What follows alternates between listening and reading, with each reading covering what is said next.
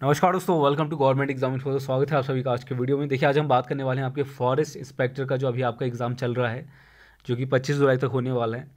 तो इसमें आज का जो पेपर था फर्स्ट शिफ्ट का, यानी कि 17 जुलाई 2021 फर्स्ट शिफ्ट का जो आपका पेपर था, उसमें किस तरह के क्वेश्चन थे आपके, वो हम डिस्कस करने वाले हैं और देखेंगे। इससे आपको बेसिकली ये आइडिया लगेगा कि किस तरह के क्वेश्चन आ रहे हैं। कल वाला मैंने नहीं करवाया 16 जुलाई का, तो आज का देख रहे हैं फर्स्ट शिफ्ट का, जो 17 जुलाई 2021 का जो फॉरेस्ट इंस्पेक्टर का पेपर है, उसमें किस तरह के क्वेश्चन थे। तो कुछ क्वेश्चन हम देखेंगे किस तरह के पूछे गए हैं, और उसके बाद बात करेंगे कि कितना लेवल है एग्ज़ाम का, यानी कि जो सिलेबस है उसके अकॉर्डिंग है या नहीं है। वैसे काफ़ी सारे क्वेश्चन थे जिसमें सिलेबस के बाहर था, ठीक है। कह लीजिए जीके टाइप के क्वेश्चन भी थे कुछ, तो ऐसा पूछा गया है इसमें। खैर, इसमें हम देखते हैं। सबसे पहला क्वेश्चन जो है आपका, इसमें पूछा गया था कि जंतु कोशिका में कोशिका की सबसे भारी परत कौन सी है, ठीक है। तो ये आपका बायोलॉजी का क्वेश्चन है और सेल से ये क्वेश्चन पूछा गया है, कोशिका से ये क्वेश्चन पूछा गया है। तो देखिए, कोशिका को एक बार अच्छे से पढ़ लें, सेल का जो टॉपिक है उसको अच्छे से पढ़ लें, उसके इंपॉर्टेंट पार्ट्स और जो जो चीज़ें हैं उसमें वो पढ़ लें। इससे डेफिनेटली आपका आने वाले जो शिफ्ट है उसमें क्वेश्चन बनेगा, ठीक। तो इम्पॉर्टेंट एक यूनिट है, कह लीजिए आपके सिलेबस में भी है, तो एक इम्पॉर्टेंट कह लीजिए यूनिट या टॉपिक कह लीजिए, ठीक। तो इसका आंसर क्या होगा, जंतु कोशिका में कोशिका की सबसे भारी परत कौन सी है। तो इजी क्वेश्चन था, सेल मेम्ब्रेन, पढ़ा ही होगा आप लोगों ने, ठीक है। तो कोशिका झिल्ली हिंदी में कहते हैं। कोशिका झिल्ली की बात करें तो ये 3 परतों से मिलकर बना होता है, 3 लेयर्ड होता है, जिसमें बाहरी और जो सबसे भीतरी परत है वो प्रोटीन से बना होता है, जबकि जो आपका बीच का यानी मध्य यानी कि सेंटर का जो लेयर होता है वो लिपिड या फिर वसा से, फैट से बना होता है, ठीक। तो ये होता है आपका सेल मेम्ब्रेन, ठीक है। तो सेल की जो फंक्शनैलिटी है, जो जो इम्पोर्टेंट टर्म्स हैं वो एक बार पढ़ लेना, इम्पॉर्टेंट है। इसके बाद देखिए, ये क्वेश्चन भी ज़्यादा डिफिकल्ट नहीं था। जेम्स चैडविक ने किसकी खोज की, तो किसकी की थी, न्यूट्रॉन की खोज की थी, और ये ब्रिटिश की फिजिसिस्ट थे और 1932 में इन्होंने ये खोज की थी, ठीक है। तो इस तरह से इलेक्ट्रॉन और जो आपका एटम है, इससे रिलेटेड जो भी इंपॉर्टेंट चीज़ें हैं उसको पढ़ लेना। पिछले वीडियोज़ में मैंने कुछ करवाए थे, ठीक, एटम के इससे रिलेटेड। इलेक्ट्रॉनिक कन्फिग्रेशन से भी क्वेश्चन आ रहे हैं आपके, उसको भी देख लेना एक बार। इसके अलावा अगला क्वेश्चन देखिए, दूर दृष्टि दोष के लिए लेंस कौन सा यूज़ होता है, ये पूछा गया है। तो दूर दृष्टि दोष होता क्या है, जिसमें दूर की जो चीज़ें हैं वो स्पष्ट रूप से दिखाई देती हैं, लेकिन जो पास की या फिर जो आसपास की चीज़ें हैं, यानी कि जो कंपेयर करें अगर दूर की चीज़ों से, तो उसके मुकाबले वो चीज़ धुंधला दिखाई देता है, साफ साफ नहीं दिखाई देता है। इसे कहते हैं आपका दूर दृष्टि दोष, या फिर जनरली से कहते हैं हाइपरमेट्रोपिया, ठीक। तो ये चीज़ है। और लेंस कौन सा यूज होता है इसमें, तो ये इसमें होता है आपका कॉन्वेक्स लेंस यूज़, ठीक, जिसे कहते हैं उत्तल लेंस, ठीक है। तो इसका राइट आंसर है उत्तल लेंस, कॉन्वेक्स। इसके बाद है, रिक्टर स्केल का काम क्या है, तो ये भी इजी क्वेश्चन था। भूकंप की तरंगों की तीव्रता को मापने का पैमाना रिक्टर स्केल कहलाता है, ठीक है। तो भूकंप की तरंगों की तीव्रता को मापने का पैमाना रिक्टर स्केल होता है, या फिर सीधे सीधे भूकंप मापी भी कह सकते हैं। पूरा नाम क्या होता है इसका, एक पूरा नाम भी होता है, तो बता देता हूँ। रिक्टर मैग्नीट्यूड टेस्ट स्केल कहते हैं इसे, रिक्टर परिमाण परीक्षण पैमाना, ठीक, हिंदी में।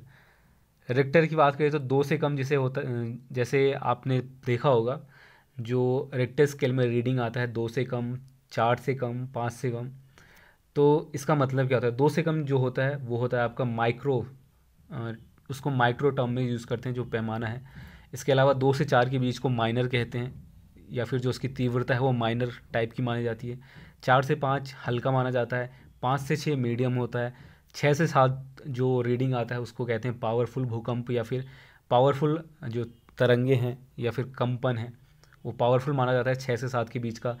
7 से 8 के बीच का बिग, बड़ा माना जाता है, और 8 से 9 या फिर 9.5 9.9 तक का जो है उसे ग्रेट माना जाता है, यानी कि सबसे बड़ा। और 10+ अगर कभी हो, देखिए 10+ अभी तक रिकॉर्ड नहीं किया गया है, ठीक है। तो इस वजह से इसका कोई नाम नहीं है, नेवर रिकॉर्डेड ये चीज़ है, ठीक है। तो रिक्टर स्केल बस यही चीज़ है। इसका एक जो फुल फॉर्म मैंने बताया उसको याद रखिएगा, रिक्टर मैग्नीट्यूड टेस्ट स्केल, ठीक। और इसमें शायद ये क्वेश्चन अब दोबारा ना पूछा जाए, रिक्टर स्केल का हो सकता है पूछ भी लिया जाए, तो देखते हैं। इसके अलावा अगला क्वेश्चन देखिए, CH3Cl का IUPAC नेम क्या होता है, ठीक। तो IUPAC को आपके क्वेश्चन बन रहे हैं, ठीक। तो CH3Cl ये था या नहीं था पता नहीं, लेकिन ऐसा ही कोई एलिमेंट आपको दिया जा सकता है और उसका IUPAC नेम आपसे पूछा जा सकता है। ठीक है, तो जो भी था क्वेश्चन में, लेकिन आपको IUPAC जो निकालना है वो आना चाहिए, बस यही इंपॉर्टेंट है। बाकी आप किसी भी एलिमेंट या फिर कंपाउंड का जो IUPAC नेम है वो आप इजीली निकाल पाएंगे। तो CH3Cl की बात करें तो इसमें क्या होगा इसका IUPAC। सबसे पहले IUPAC का जो फुल फॉर्म है वो भी आपको पता होना चाहिए, international union of pure and applied chemistry, इसका फुल फॉर्म होता है। और CH3Cl की बात करें तो ये होगा आपका क्लोरोमेथेन। ठीक है, Cl chloro, CH3 methane, chloromethane ये बनता है। इसका एक प्रॉपर स्टेप होता है इसको निकालने का, इसको आपको पढ़ना पड़ेगा। इसके अलावा बाई चांस मान लीजिए यहाँ पर आपको CH3Cl ना दे के C3H7Br दे दिया जाए, ब्रोमीन, तो ये क्या हो जाएगा, ब्रोमो प्रोपेन। ठीक, तो इस तरह से आपको समझना पड़ेगा IUPAC कैसे निकालते हैं। इसके बाद अगला क्वेश्चन देखिए। अगला क्वेश्चन है फ्लोरीन, क्लोरीन, ब्रोमीन, आयोडीन और एस्टेटिन को कौन से आवर्त में रखा गया, या फिर ये होना चाहिए कि कौन से वर्ग में रखा गया है। ठीक है, तो ये होगा आपका 17वें वर्ग में, ऐसा ही कुछ क्वेश्चन था। तो इसमें टोटल कितने एलिमेंट्स है, 5 एलिमेंट्स है, और ये हैलोजन कहते हैं इन तत्वों को। ठीक है, हैलोजेंस, तो ये भी याद रखिएगा अगर कभी पूछ लिया जाए कि हैलोजेंस जो हैं किस वर्ग में आते हैं, या फिर 17वें वर्ग में जो तत्व हैं उसे क्या कहा जाता है, तो इस तरह से रहता है। और हैलोजेंस कहा जाता है क्योंकि जब ये आपके मेटल्स या फिर धातुओं से अभिक्रिया करते हैं तो ये लवण देते हैं, ये भी याद रखिएगा। अगर कभी पूछा जाए, मान लीजिए कल या परसों ऐसा कुछ क्वेश्चन आ जाए कि जब हैलोजेंस मेटल से रिएक्शन करते हैं तो क्या बनाते हैं, तो लवण बनाते हैं, सॉल्ट बनाते हैं। ठीक, इसके बाद अगला क्वेश्चन देखते हैं। इसके बाद अगला क्वेश्चन है राजेंद्र सिंह को किस नाम से जाना जाता है, या फिर शायद क्वेश्चन ये था कि वाटरमैन ऑफ इंडिया किसे कहा जाता है। तो देखिए ये जो क्वेश्चन है, अब इसे साइंस का क्वेश्चन तो नहीं मानेंगे क्योंकि ये GK से रिलेटेड हो गया, या फिर जनरल, जो कह सकते हैं जनरल नॉलेज का ही क्वेश्चन हो गया। ठीक, तो राजेंद्र सिंह को किस नाम से जाना जाता है, या फिर वाटरमैन ऑफ इंडिया किसे कहते हैं, तो राजेंद्र सिंह को कहते हैं, और राजेंद्र सिंह को ही वाटरमैन ऑफ इंडिया के नाम से जाना जाता है। ठीक, वैसे पढ़ा भी होगा आप लोगों ने। इसके बाद है ओजोन परत को नष्ट करने वाले क्लोरोफ्लोरोकार्बन CFCs को रोकने के लिए 1987 में एक अंतर्राष्ट्रीय समझौता किया गया था। इस समझौते को क्या कहा गया। अब ये चीज़ NCERT में है या नहीं मुझे नहीं पता है, ठीक है, ये समझौता वगैरह के बारे में, पर बात करें तो कह भी सकते हैं 50% साइंस से रिलेटेड टॉपिक है। CFCs को रोकने के लिए ओजोन परत से रिलेटेड क्वेश्चन है आपका। ठीक है, तो ये पढ़ते हैं हम NCERT में, ओजोन लेयर वगैरह। तो ये समझौता किस नाम से जाना जाता है, ये जाना जाता है आपका मॉन्ट्रियल प्रोटोकॉल। ठीक है, मॉन्ट्रियल प्रोटोकॉल इसे कहते हैं, इसको याद रखिएगा। इसके बाद है दीप्त तीव्रता का मात्रक, जितने भी SI यूनिट है इंपॉर्टेंट टर्म्स के, ठीक है, उसको याद रखिएगा। जैसे दीप्त तीव्रता का यहाँ पर पूछा गया है तो इसका जो मात्रक होता है SI यूनिट में वो होता है कैंडेला। ठीक, इसके बाद है राजस्थान में शुष्क हवाओं का कारण कौन सी पर्वत श्रृंखला है, तो इसका जो राइट आंसर होगा वो होगा आपका Aravalli. I don't know, question यही था सेम जो बताया गया है, मेमोरी बेस्ड क्वेश्चन, उसके अकॉर्डिंग शायद ये क्वेश्चन था कि राजस्थान में शुष्क हवाओं का कारण कौन सी है, या फिर क्वेश्चन इससे ये बन सकता है कि जो आपकी कह सकते हैं जो गर्म हवाएं हैं उसको कौन सी पर्वत श्रृंखला राजस्थान में रोकती हैं, तो अरावली पर्वत श्रृंखला रोकती हैं। ठीक है, तो जो भी आपके क्वेश्चन है थोड़ा बहुत डिफरेंस में हो सकता है। इसके बाद पवनों का देश किसे कहा जाता है, या फिर कंट्री ऑफ विंड्स किसे कहते हैं। ठीक है, ये क्वेश्चन रहा होगा, तो इसे किसे कहते हैं, डेनमार्क को कहते हैं। ठीक, तो इसमें कह सकते हैं कि जो क्वेश्चंस हैं वो जनरल नॉलेज टाइप के कुछ पूछे गए हैं, लेकिन आपके NCERT से भी काफ़ी क्वेश्चन है, तो ऐसा भी नहीं कह सकते हैं कि पूरा सिलेबस से हट कर है। ठीक, ये क्वेश्चन जो है ये पूरा कह सकते हैं साइंस से रिलेटेड नहीं है।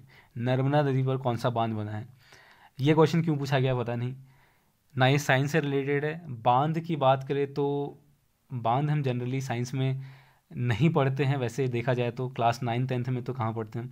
तो इस वजह से अगर देखा जाए तो नर्मदा नदी पर कौन सा बांध बना है, ये GK का क्वेश्चन है, सरदार सरोवर डैम, लेकिन पूछा गया है तो क्या क्या कर सकते हैं। इसके अलावा मनुष्य का वैज्ञानिक नाम क्या है, ये क्वेश्चन ईजी है। ठीक, बचपन से पढ़ते हुए आऊँगा आप। ठीक है, होमो सेपियंस कहते हैं। इसके बाद एक क्वेश्चन था आपका, आगे देखते हैं।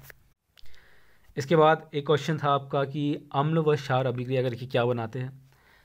तो क्या बनाते हैं, सॉल्ट प्लस वाटर, ठीक, लवण प्लस पानी, ठीक। इसके बाद है संवेग परिवर्तन की दर किसके बराबर होता है, या फिर क्वेश्चन शायद ये रहा होगा कि संवेग परिवर्तन की दर किसकी आनुपातिक होता है, ठीक। तो ये होता है आपका फोर्स के, यानी कि बल के।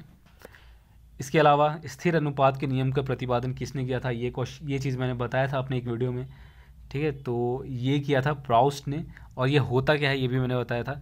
किसी रासायनिक यौगिक में अवयवी तत्वों के भारों का जो सदैव एक निश्चित अनुपात होता है वो हमेशा सेम रहेगा, चाहे उस मटेरियल को कहीं से भी लाया जाए। फॉर एग्जांपल वाटर की बात करें तो जितना उसमें हाइड्रोजन है जिस रेशियो में है, और जितना वाटर माफ़ कीजिएगा ऑक्सीजन है, हाइड्रोजन और ऑक्सीजन का जो रेशियो है वो हमेशा सेम रहेगा।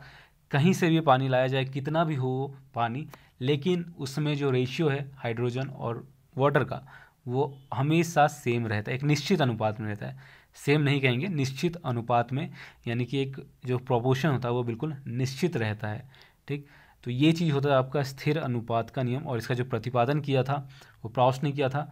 और जो मिश्रित आपका अनुपात होता है वो क्या होता है, इसको भी एक बार पढ़ लेना, ठीक। तो ये 2-3 चीज़ें हैं जो आपको पढ़ना है। और अब जो आपके शिफ्ट वाइज एग्ज़ाम होते रहेंगे इसके मैं और भी वीडियोस लाता रहूँगा। तो उम्मीद करता हूँ इसमें आपको कुछ आइडिया लगा होगी पेपर किस तरह का है। तो बस आज के लिए इतना ही, तब तक के लिए धन्यवाद, मिलते हैं आपसे अगले वीडियो में।